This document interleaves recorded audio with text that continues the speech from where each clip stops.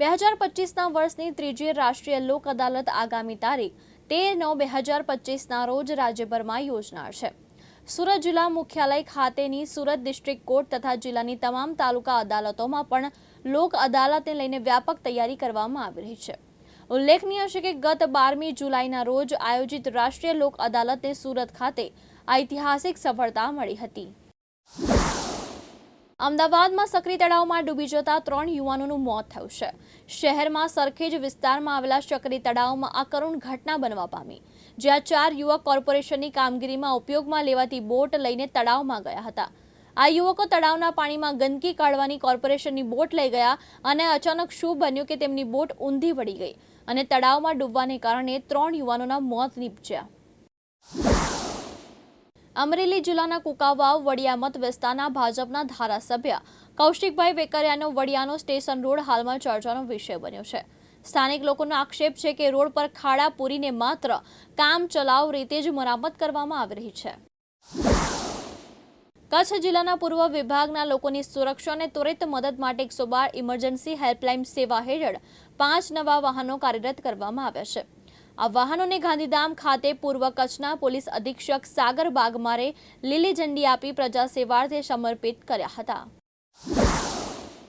ભજન, ભોજન અને ભક્તિનો અનેરો સંગમ એટલે જામનગરના કાલાવાડનો રનુજાનો મેળો, જ્યાં રામદેવ પીરના દર્શન કરવા અને મેળાની મજા માણવા લાખોની સંખ્યામાં ભક્તો ઉમટી પડ્યા હતા। આજે લોક ડાયરો યોજાયો હતો, જેમાં સાંસદ પૂનમ માડમ પર ડોલર અને સોના ચાંદીની નોટોનો વરસાદ થયો, તેમજ ભજનોની રમઝટ વચ્ચે મોબાઈલની ફ્લેશલાઇટથી આરતી કરાઈ હતી।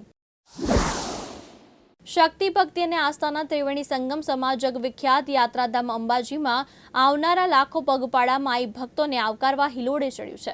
લાખોની સંખ્યામાં પગપાળા સંઘો અંબાજીના માર્ગો પર મૈયાના જયઘોષ સાથે આગળ વધી રહ્યા છે। ત્યારે પાટણ શહેર સહિત જિલ્લાના ગ્રામ્ય વિસ્તારોમાંથી ગતરોજ મોડી સાંજે 80થી વધુ પગપાળા સંઘોએ અંબાજી ધામ ખાતે પ્રસ્થાન કર્યું હતું। પાટણ શહેર સહિત આસપાસના પંથકમાંથી વિવિધ પદયાત્રી સંઘોએ અંબાજી તરફ પ્રસ્થાન કર્યું છે। ત્યારે પાટણ શહેરના સોનીવાડા વિસ્તારમાં આવેલા વાઘેશ્વરી માતાના મંદિર ખાતેથી વાઘેશ્વરી મિત્ર મંડળ દ્વારા આયોજિત પગપાળા સંઘે પ્રસ્થાન પૂર્વે મૈયાની આરતી ઉતારી વિશાળ ધજા પતાકાનું સામૈયું કર્યું હતું। બોટાદ શહેરની સોનાવાલા સરકારી હોસ્પિટલની સ્થિતિ ચિંતાજનક બની છે। સિવિલ હોસ્પિટલનો દરજ્જો ધરાવતી આ હોસ્પિટલ મૂળભૂત સુવિધાનો અભાવ જોવા મળી રહ્યો છે।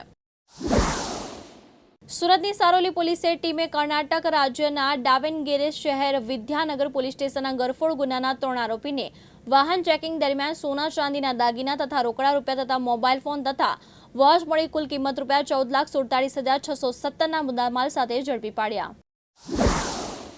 સુરત શહેરમાં વરસાદને કારણે ઠેર ઠેર રસ્તા પર ખાડા પડી ગયા છે। રસ્તા પરના ખાડાઓથી લોકો પરેશાન થઈ રહ્યા છે।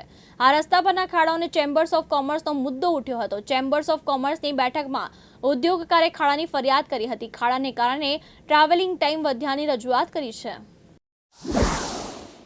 સુરત ખાતે ટ્રાન્સ ગ્લોબ એજ્યુકેશન દ્વારા યુની એક્સપોનું આયોજન કરવામાં આવ્યું। આજરોજ તારીખ 3 સપ્ટેમ્બર 2025ના રોજ હોટેલ લોર્ડ પ્લાઝા ખાતે યોજાયેલા ગ્રાન્ડ યુની એક્સપોમાં 90થી વધારે ટોચની વિદેશી યુનિવર્સિટીની હાજરી સાથે 550થી વધુ વિદ્યાર્થીઓનો ઉત્સાહભર્યો પ્રતિસાદ મળ્યો હતો। વડોદરા જિલ્લાના કુરાલી ગામ ખાતે 45 લાખનું વિવિધ કામોનું ખાતમુહૂર્ત કરાયું હતું।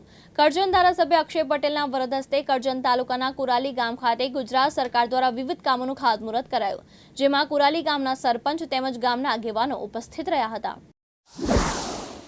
છોટાઉદેપુર જિલ્લાના પાવી જેતપુરના મોહનસિંહ છોટુભાઈ રાઠવા સાયન્સ કોલેજમાં એક વિશેષ વિજ્ઞાન રેફરન્સ બુક એક્ઝિબિશન યોજાયું હતું।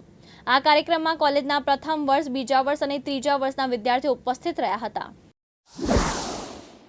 સુરત શહેર સચિન પોલીસે એક ઇનોવા કારમાં વિદેશી દારૂની હેરાફેરી કરતા એક ઇસમને અલગ અલગ બ્રાન્ડની નાની બોટલો તેમજ બિયરના ટીન મળી કુલ કિંમત ₹9,65,232 તથા ઇનોવા 4 વ્હીલ કારને 15 લાખ તથા એક મોબાઈલ ફોનની કિંમત ₹5,000 મળી કુલ કિંમત ₹24,70,232ની મત્તાના મુદ્દામાલ સાથે પકડી પાડી નોંધપાત્ર કેસ શોધી કાઢ્યો છે।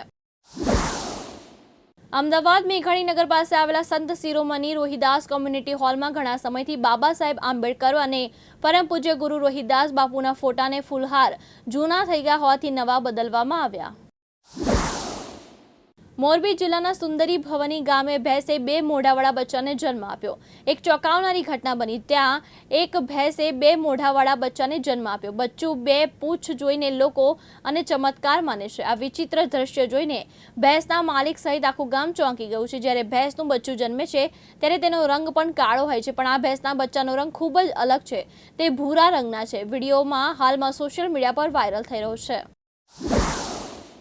સુરતના મૈદરપુરા વિસ્તારમાંથી કિસમને હેલ્થ વોર્નિંગ વગરની વિદેશી સિગારેટ ₹16,000ની મત્તાના મુદ્દામાલ સાથે ઝડપી પાડતી સુરત શહેર પોલીસ।